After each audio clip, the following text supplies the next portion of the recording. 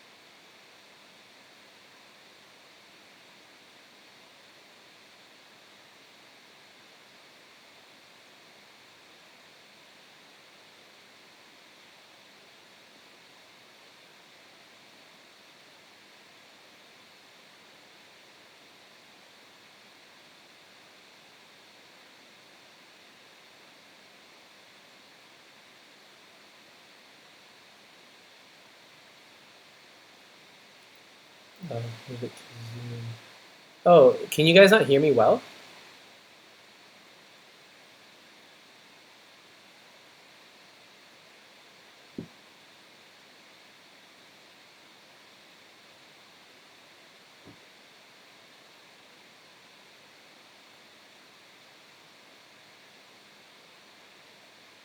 Oh, okay. I did not know that. Okay, thank you for letting me know.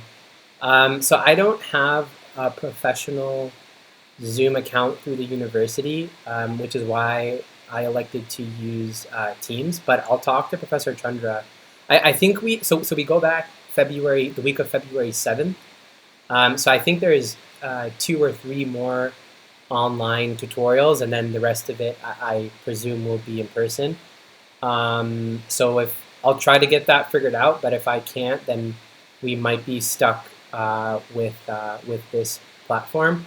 That being said, I am recording this session today, so I will post this to Quercus after we're done. And I've tested the audio, so the audio is clear via the recording. So I'm sorry about that. In the meantime, I didn't realize that the audio was pretty bad, but hopefully this week you'll have the recorded session. Um, Thanks for letting me know, though. I didn't know Teams was bad.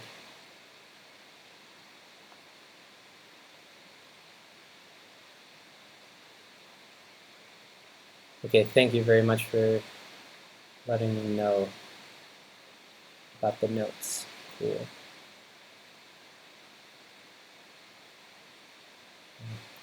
Okay, so we'll start in like 3 minutes. Just wait until more people join. And for those, like as you can see, we're doing we're actually applying that ideal gas equation this week. So you'll see, because I think some people last week had questions about when do we assume ideal gas and when do we apply this equation. So this week we'll see that in action, hopefully.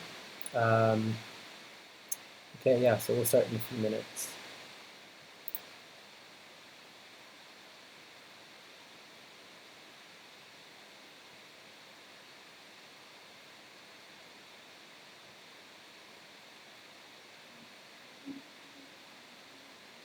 No, it's okay. I think it's Teams, because I kind of feel the same way sometimes when I talk to Demir. Like it's just really raspy. Because this is fine when I like I don't know.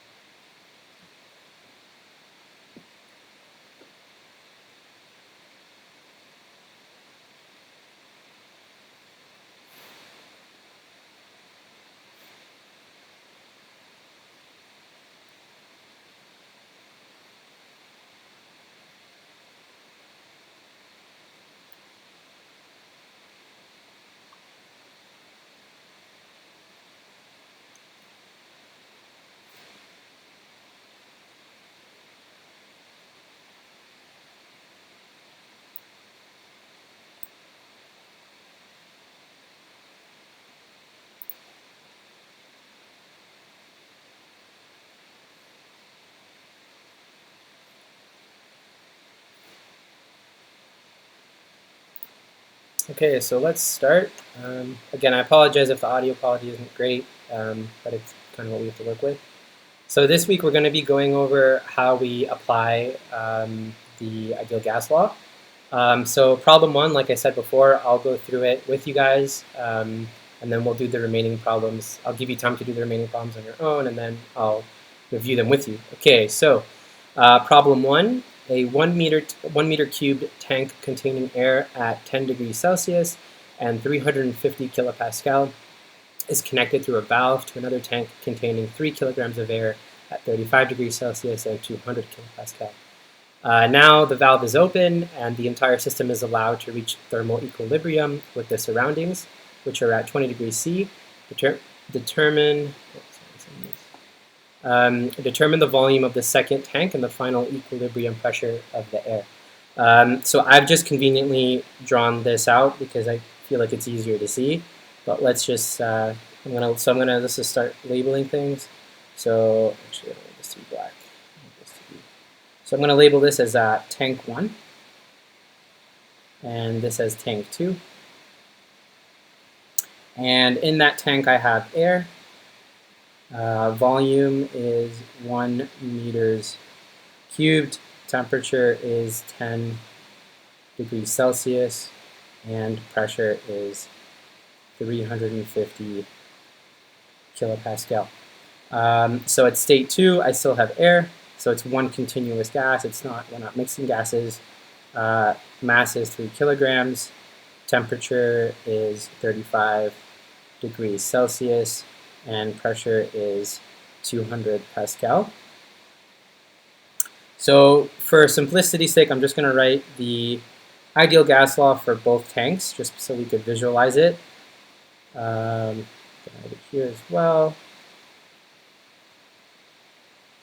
Okay, so the first thing that they ask us to solve for is the volume of the second tank. So the volume of the second tank, pretty simple. We'll just use our ideal gas law for the second tank. So V2 is equivalent to M R T2 over P2. And this is 3 kilograms as given, times my R. So my R for this problem is 8.314 kilojoule per kilomole Kelvin, times 1 over 28.987 kilogram per kilomole. So notice my units will cancel for this. Times my temperature, so 35 degrees Celsius plus 273, and that's divided by the pressure, and the pressure is 200 kilopascal. So just note in the textbook, in the back of your textbooks, let me try to draw this. Yeah, not that great, but this can be found also as table A-1, and I will provide a much neater set of notes to you guys, but just to let you guys know. And then this then equals 1.326 meters cubed. So that's our volume for the second tank. Now what we have to do is solve for the equilibrium. So I'm going to do this in a few steps. Solving for equilibrium.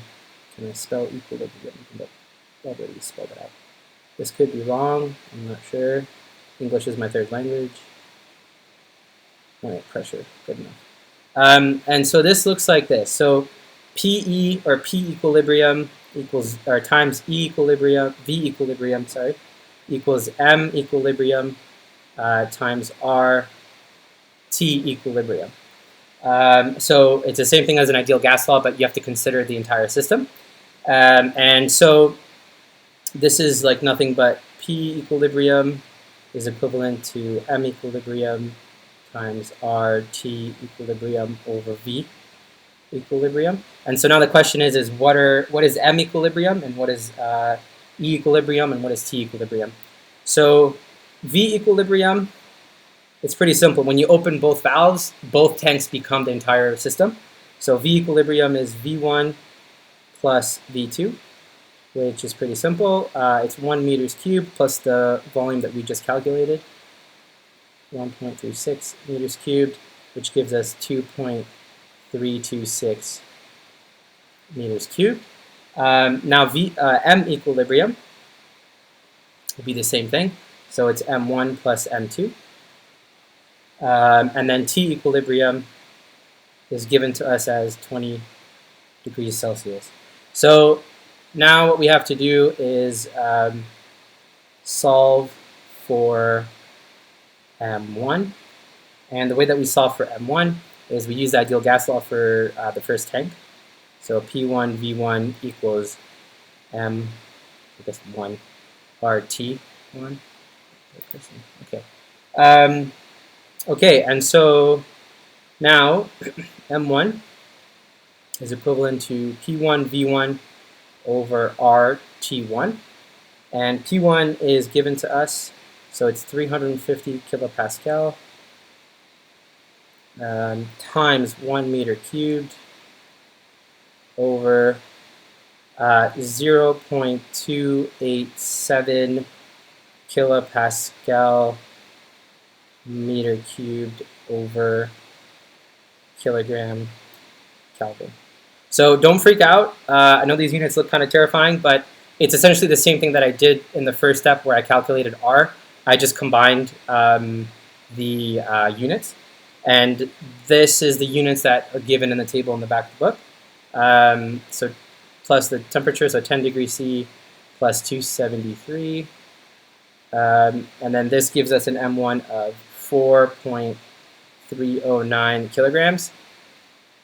So ME is equal to M1 plus M2, which is equivalent to 4.309 kilograms plus 3 kilograms.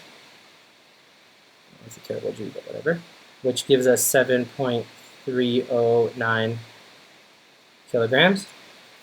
Okay, and so now finally we can solve for the equilibrium pressure. So I'm just going to do this on this page.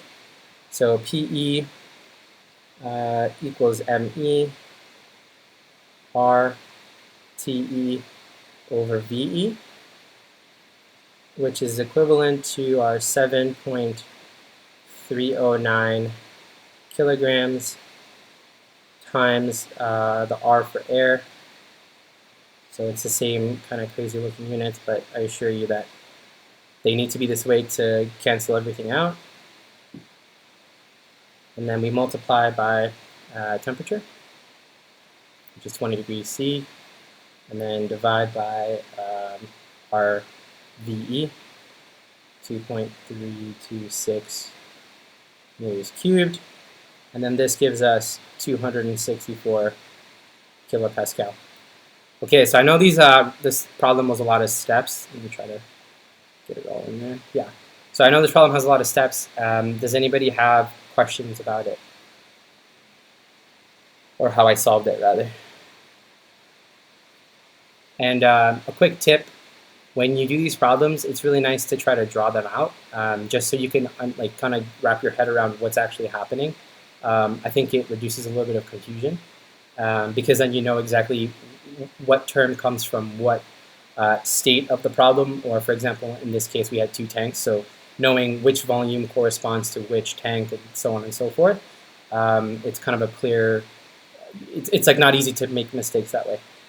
So if there aren't any questions, I'll move on to question 2. And again, I will provide these notes for everybody after the session. Okay, so question 2. A rigid tank whose volume is unknown is divided into two parts by a partition. One side of the tank contains an ideal gas at 927 degrees Celsius. The other side is evacuated and has a volume twice the size of the part containing the gas. The partition is removed and the gas expands to fill the entire tank. Heat is now applied to the gas until the pressure equals the initial pressure. Determine the final temperature of the gas. So let's take, it's 3:19, let's just take let's take like 5 minutes to work on this, and then we'll reconvene. Okay.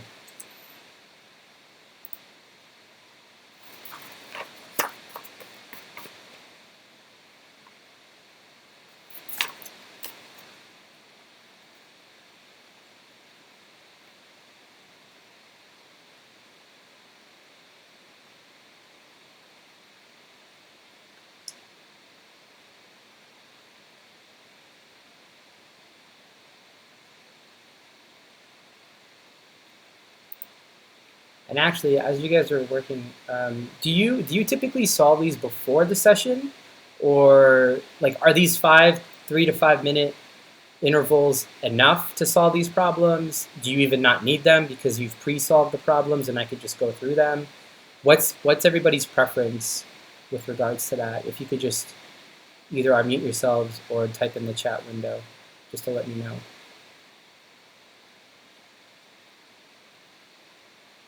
Okay. Okay, so these few minutes are essential. Okay, just wondering. Thank you.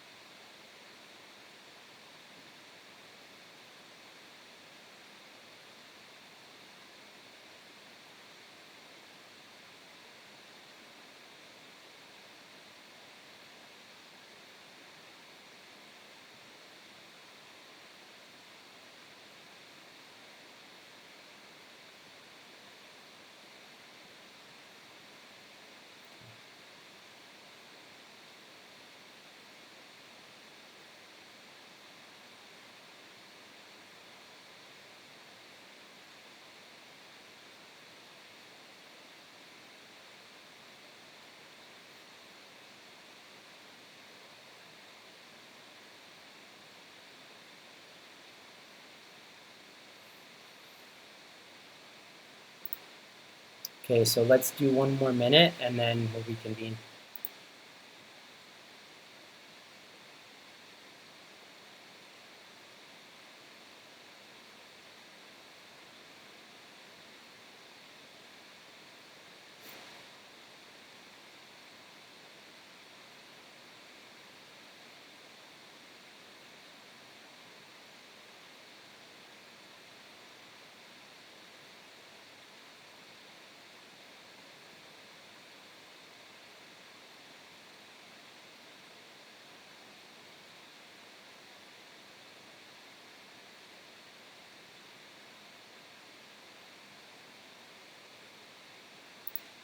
Okay, so I'm just going to start, even if you're still solving.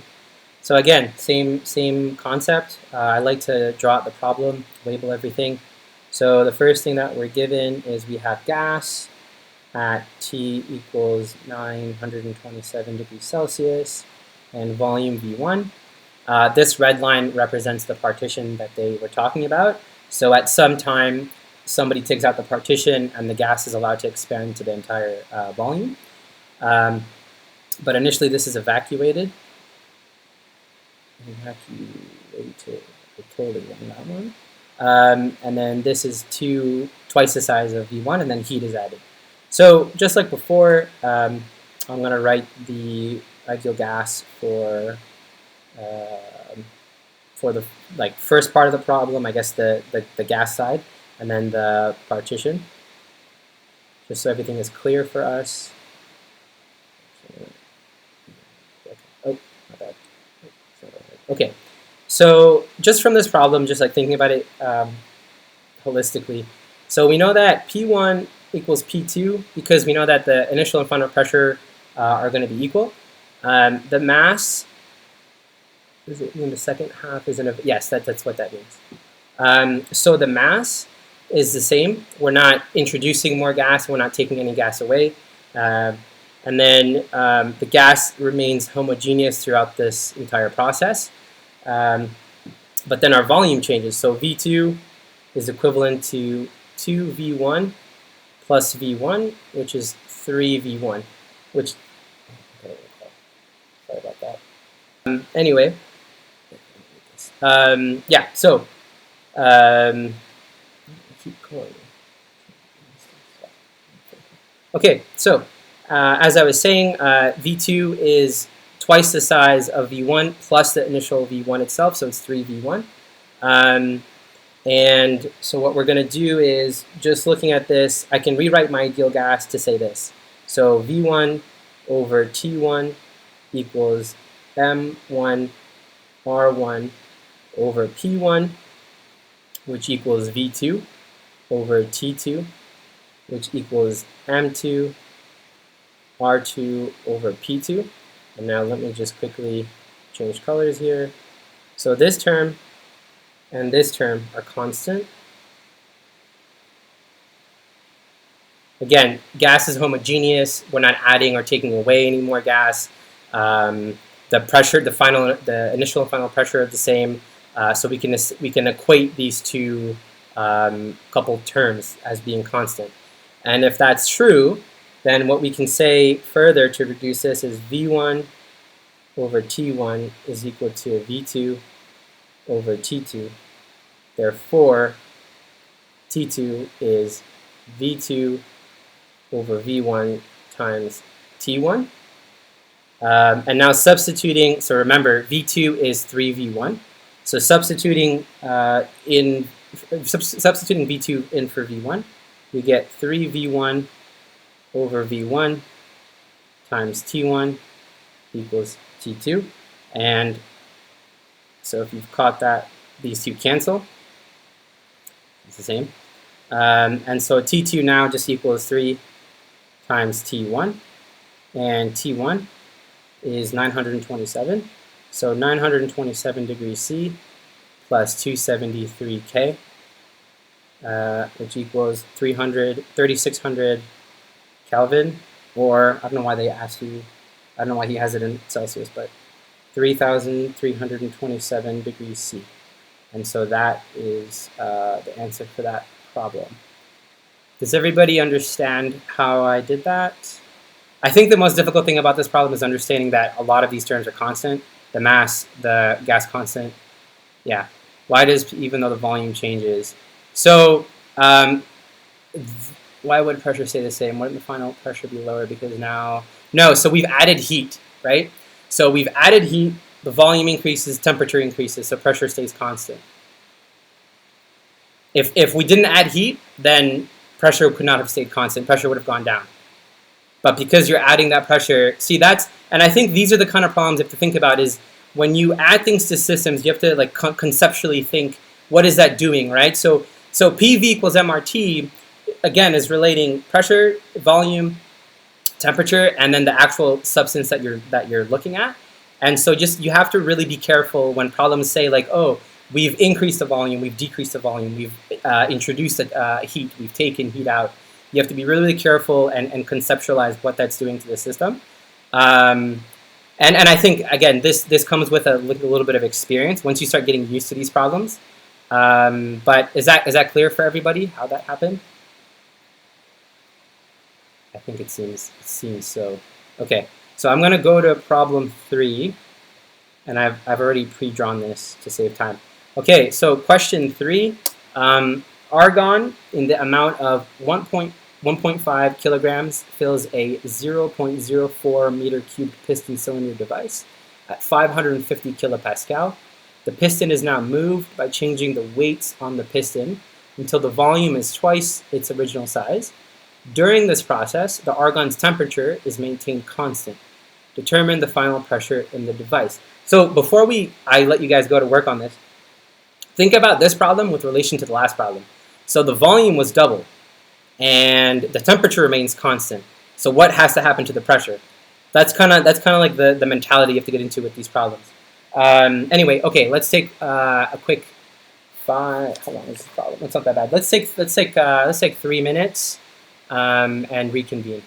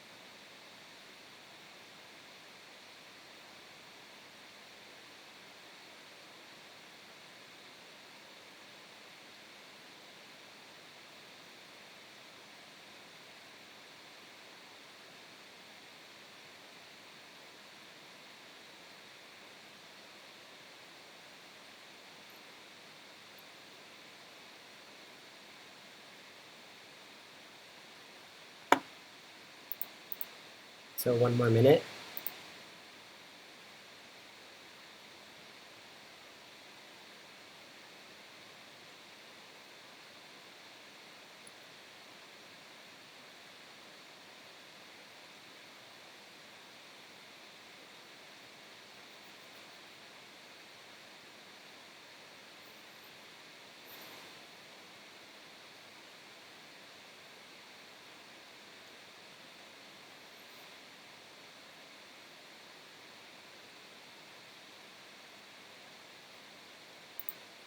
Okay, let's just start. Okay, so like before, same thing. I like to draw out the problem so I can visualize it pretty well. So I drew the two pistons. So I'm just going to label them state 1 and state 2. So state 1 piston mass equals 1.5 kilograms. Volume is 0.04 meters cubed, and my pressure is 500. Oh my god, that's not a very good fact. 550 kilopascal. So state 2, this is not to scale, but state 2, the volume doubles. M2 equals M1 though. V2 is 2V1. And then T2 equals T1. And then we're solving for P2. It's not really a good question. P2. Okay, so just like before, same kind of concept. I like to write the ideal gas law for each state. So P1, V1, M1, R1, T1, and P2, V2, M2, R2, T2. So we know that, just going to highlight, so these terms, we know are constant.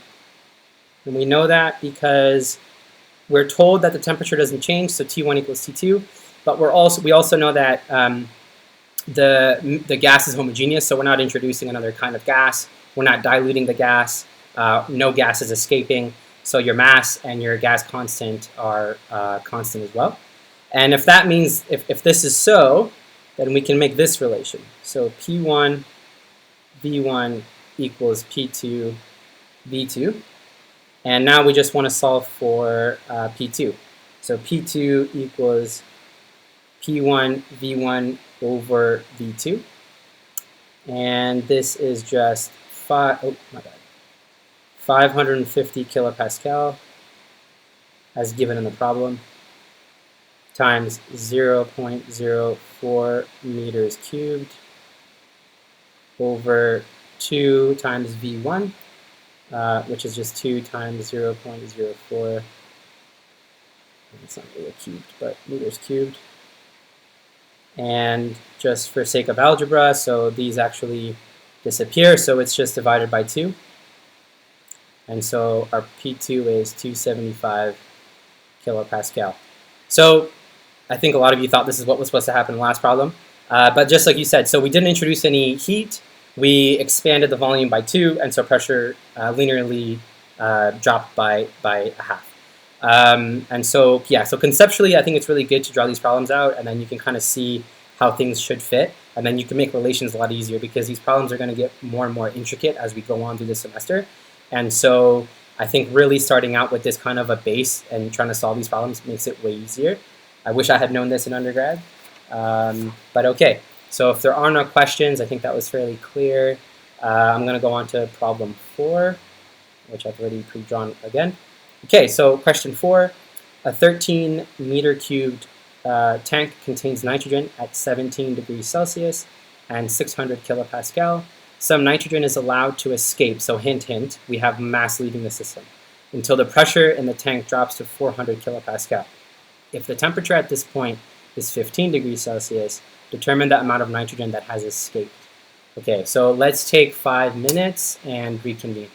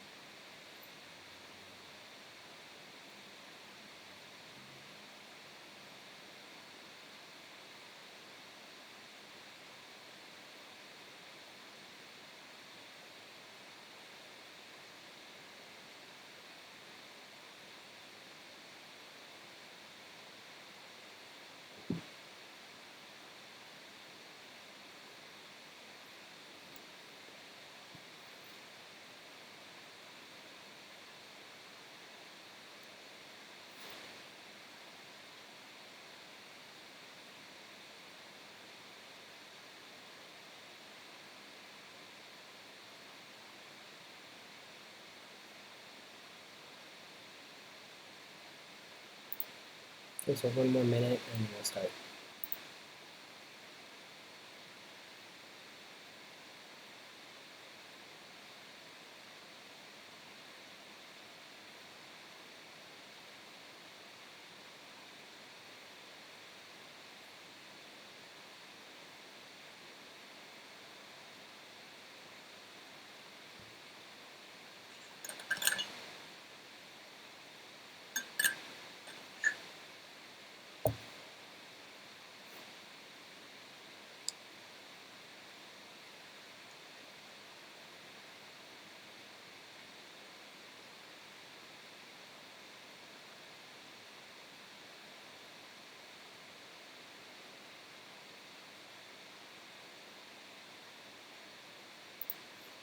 Okay, so let's start. So again, I've pre-drawn the problem, and I hope you guys enjoy these little drawings because I did take forever to draw this little loop to show that it's like a 3D pipe, FYI. Anyway, okay, so state 1 and state 2. So state 1, um, okay, so state 1, we have V1 equals 13 meters cubed, T1 equals 17 degrees Celsius, and P1 equals 600 kilopascal. Now T2, valve is open, some nitrogen has escaped, and so now V1 equals V2. So that's the same. So the tank is rigid, the volume itself isn't changing. T2, so we have a reduction in temperature, 15 degrees C, and then P2 also is reduced, so 400 kilopascal. And so now the question kind of becomes, I'm going to write this in orange, but amount of nitrogen that has escaped. And so what this means is we're looking for a change in mass. So M1 minus M2. This is what we're trying to solve.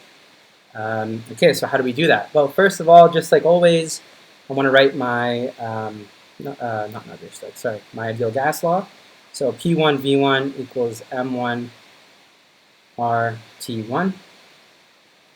And so solving for M1 is P1 V1 over RT1.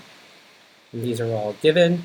So we have 600 kilopascal times my 13 meters cubed over 0.296 kilopascal meter cubed kilogram Kelvin.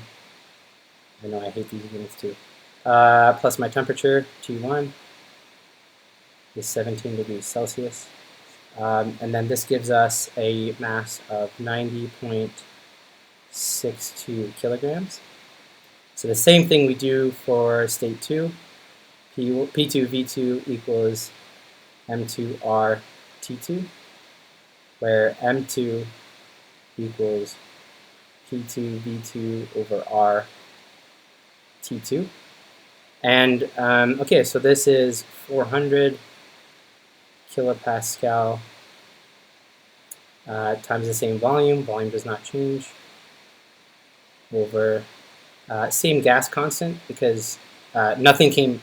We were going to assume nothing came back in, just something escaped. So nitrogen remains homogeneous throughout opening and closing the valve. So same units, kilopascal meters cubed over kilogram Kelvin, times our reduced temperature, 15 degrees Celsius, plus 273. And this gives us 60.84 kilogram. So delta M is M1 minus M2, which in this case will be 90.62 kilograms minus 60.84 kilograms, which is 29.8 kilograms. Okay, does that make sense to everybody? How we did that?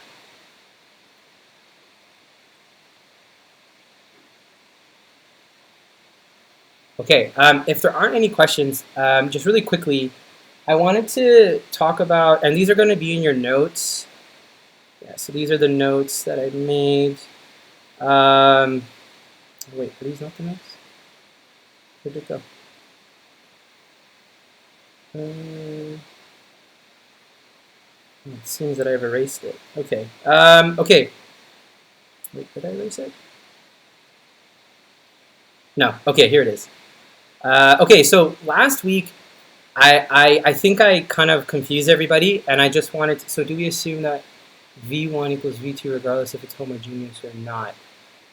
So for that specific problem, it's not that we just assume it to be true, it's that, so okay, we have a rigid tank, like think of like a thick steel tank. It's not going to shrink, it's not going to expand. We have a valve on it, we open it, some nitrogen is escaped, and then we turn the valve back, and then that's like state 2. So the volume of the physical container that we're considering isn't changing. It's just that what's inside of the volume, the actual nitrogen gas, leaves, right? But the volume is the same. The gas, there's just more room for the gas, if that makes sense. But the gas expands to fill the 13-meter cube tank. But that 13 doesn't. So if the tank physically were to have shrunken, then our volume changes. So like in problem 3, V1 was, so V2 was twice V1 because our piston physically extended by double. Does that make sense? Yeah. Okay. So if there are no more questions, I just wanted to go over something that I think might be a point of confusion for everybody. So I kind of, and this was my mistake, I kind of played with the units a little bit when I was dealing with R sub U, so the universal gas constant. So I noticed on Google it gives you 8.314 joules per mole Kelvin, which is not correct. It's supposed to be 8.314 kilojoule per kilomole Kelvin. Because when I went back and did some calculations, I was off by 3 orders of magnitude. So I just wanted to kind of like look at this real quick. This will be in your notes that I post, but when you use 8.314 kilojoule per kilogram, oh my god, 8.314 kilojoule per kilomole Kelvin, you have to use kilopascal. They all have to be in the same order of magnitude, or else you will get the wrong answer. So if you're going to use joule per mole Kelvin, that's fine, but you have to then use gram per mole for the molar mass of the gas that you're looking at. I know this might seem confusing, but it's all about just keeping your units straight. If you look at table A1 in the back of your book, which is where I guess you can't see my cursor, but it's where you get where I have labeled under table A1. It's they provide you the actual gas constant for each substance, and you can see the units there. And the only way you'll get those units is if you cancel them out using the same kind of units. So make sure that your gas constant and your molar mass, if you don't look it up in the back of the book, are the same units so that they will cancel out. And then on top of that, make sure that your pressure then reflects that. So just to make sure that you're not going to get a few orders of magnitude incorrect. I kind of skipped a few steps last week, but I shouldn't have done that for your sake. So I'm going to include this in the notes. If you can, just try out to solve all this week's problems and last week's problems. Like just do it in your calculator so you get a sense of what units you should be in. I don't want you guys like getting reprimanded on a quiz or an exam in the future. But yeah, that's all I have for this week. Again, it's recording, so I will post these notes as well as the video to Quercus. And if there aren't any more questions, you guys are free to go. Does each gas have its own gas constant? No, so the gas constant is universal, but each gas has its own molar mass. And so when you are trying to calculate R, and not, so RU is constant, but R is not constant because it's RU divided by molar mass. And so each molar mass is specific to each gas. Does that make sense? Yeah, no, it's okay. It's okay. I know I mean, I was even confused. That's why I had to give that little note to everybody. Yeah, okay, cool. Everybody have a good weekend.